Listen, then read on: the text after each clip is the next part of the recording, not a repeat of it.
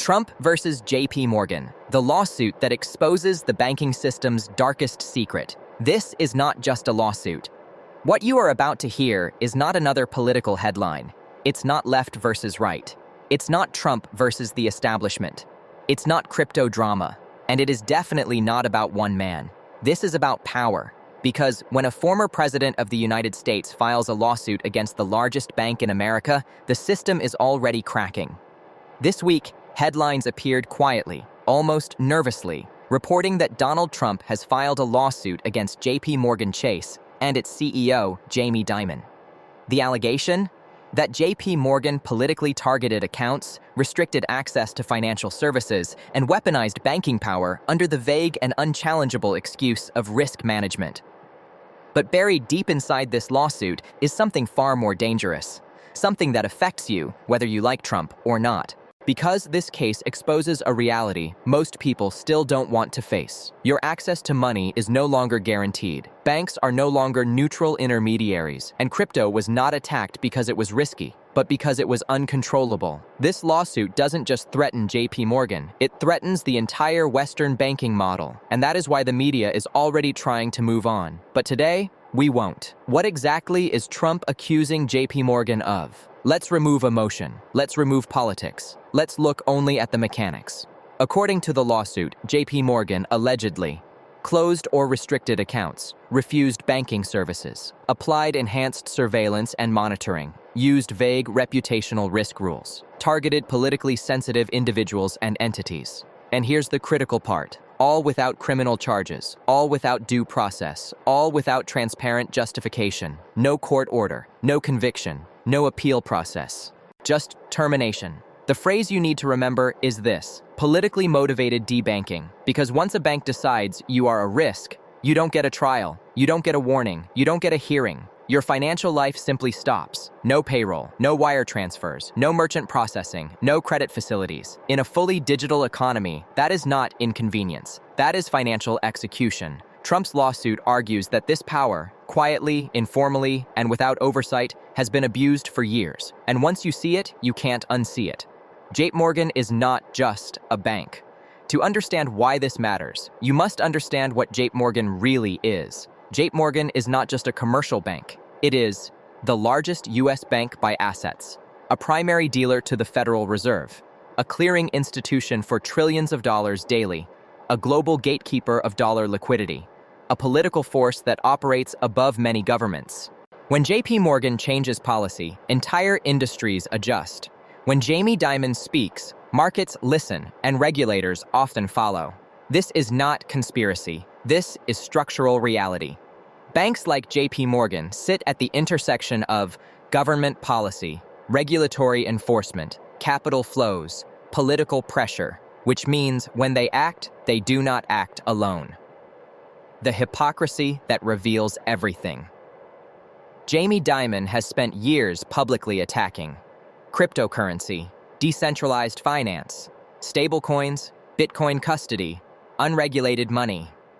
He has called Bitcoin dangerous, criminal, and a threat.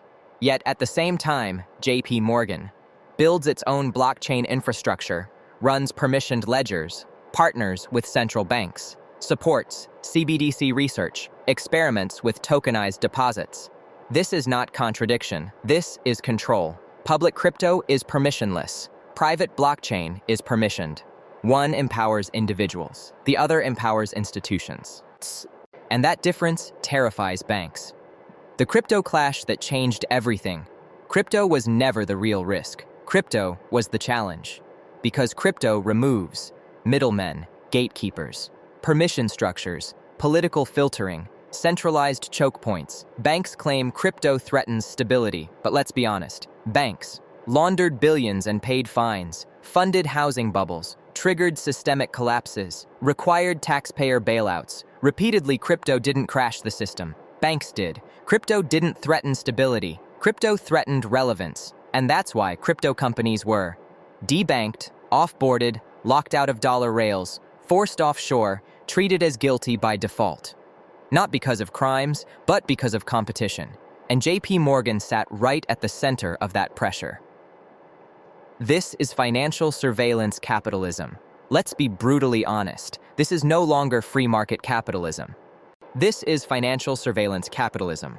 Banks now monitor who you associate with, what you say publicly, what causes you support, what platforms you use, what assets and tokens you hold, and then they score you, not with a credit score, but with a compliance and reputational score. If that score drops too low, you're gone. No explanation, no transparency, no appeal. This is power without accountability. And Trump's lawsuit forces that power onto the record. Why regulators are nervous? Because lawsuits create something banks hate. Discovery. Discovery means internal emails, compliance discussions, regulatory pressure, informal guidance, political coordination. If discovery reveals that banks acted as political enforcement arms, the implications are explosive. It would mean due process was bypassed, financial rights were violated, competition was suppressed, markets were distorted, power was abused. That's not a scandal. That's systemic corruption. Why this affects you, not just Trump. This is where people make a mistake. They say, this is about Trump. No, if they can do this to a former president, billionaires, public corporations, what do you think happens to small business owners, content creators, journalists, activists, crypto investors, ordinary citizens? The real question is not, did Trump do something wrong? The real question is, who controls access to money? And right now, it isn't you. The endgame, CBDCs, control and silent compliance. All of this leads to one destination: central bank digital currencies. CBDCs promise programmable money, instant freezes, policy-driven access, behavior-based incentives. They are sold as convenience, but they function as control infrastructure. Once cash disappears, anonymous transactions disappear, resistance disappears, financial autonomy disappears. Banks want CBDCs, governments want CBDCs. Central banks want CBDCs because programmable money means programmable behavior. This is a line in history. This lawsuit is not the end. It is the exposure phase. If it succeeds, the illusion cracks. If it fails, the system is confirmed. Either way, the message is clear. Protect your financial sovereignty, because once access is gone, there is no appeal, there is no reset, there is no undo button. If this video made you uncomfortable, good. That means you're paying attention. Because history doesn't change loudly. It changes quietly until it doesn't. Like, subscribe, share before it disappears. This is Felix, and this is the system you live in. See you next time.